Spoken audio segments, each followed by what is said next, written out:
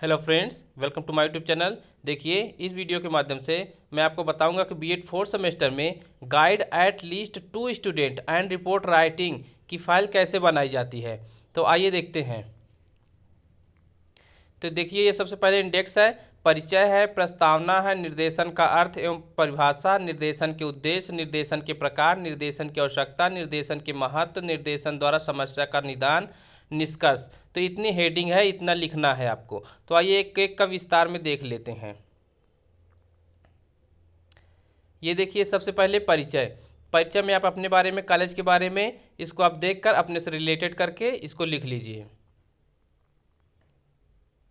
उसके बाद निर्देशन क्या है।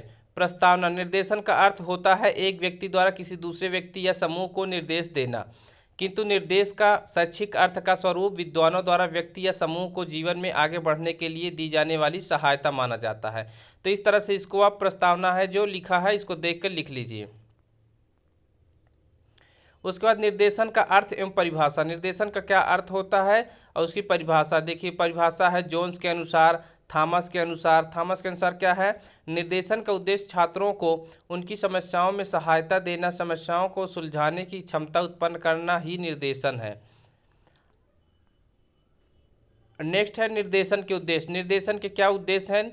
देखिए, निर्देशन के निम्नलिखित उद्देश्य है व्यक्ति के व्यक्तिगत विकास में सहायता करना, व्यक्तिगत आत्मदर्शन एवं आत्मनिर्देशन की क्षमता उत्पन्न करना। इन सबको आप 6 पॉइंट है, आप देख कर लिख लीजिए। उसके बाद देखिए निर्देशन के प्रकार, टाइप्स ऑफ गाइडेंस। तो निर्देशन के प्रकार कौन कौन से हैं। तो देखिए, पहला है शैक्षिक निर्देशन, दूसरा है व्यावसायिक निर्देशन, तीसरा है व्यक्तिगत निर्देशन। 3 प्रकार के हैं। तो देखिए, शैक्षिक निर्देशन के बारे में कुछ पॉइंट्स लिखे गए हैं, इसको आप देख कर लिख लीजिए।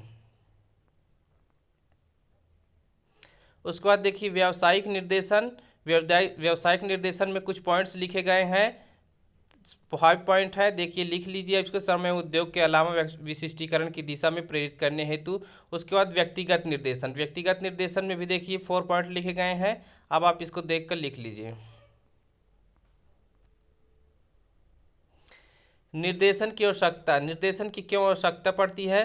तो देखिए, इसकी निम्नलिखित आवश्यकता है, परिणाम के आधार पर पाठ्यक्रम का चयन, व्यक्तिगत विभिन्नता के प्रभाव के कारण। तीसरी हेडिंग है आपका अपव्यय अवरोधन की समस्या के निराकरण के लिए। चौथा है अनुशासनहीनता की समस्या के कारण। पांचवा है शैक्षिक संतुलन के स्तर को बनाए रखने हेतु। नेक्स्ट है निर्देशन के महत्व। निर्देशन के क्या क्या महत्व हैं। तो निर्देशन के महत्व देखिए निम्नलिखित हैं, व्यक्तिक भिन्नता का सिद्धांत, सामाजिक संरचना में परिवर्तन, भावात्मक समस्याएं। उसके बाद देखिए शिक्षा प्रणाली में व्यापक परिवर्तन, अपव्यय।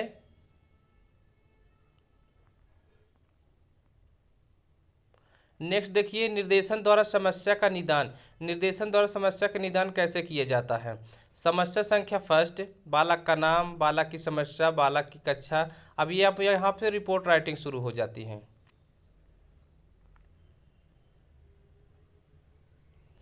उसके बाद देखिए पाठ्य विषयों के चुनाव से संबंधित समस्या, समस्या का निदान, जो समस्या थी उसका निदान कैसे किया जाएगा उसके बारे में देखिए लिखा गया है।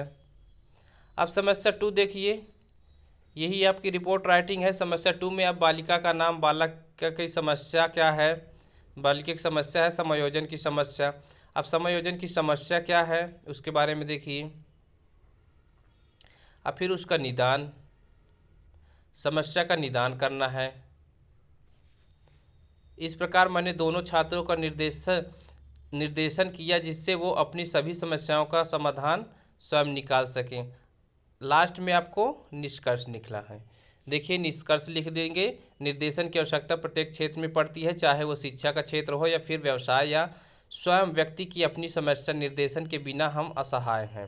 तो इस तरह से ये फाइल आपकी कंप्लीट हो जाती है, आप इसको देख कर लिख लीजिए।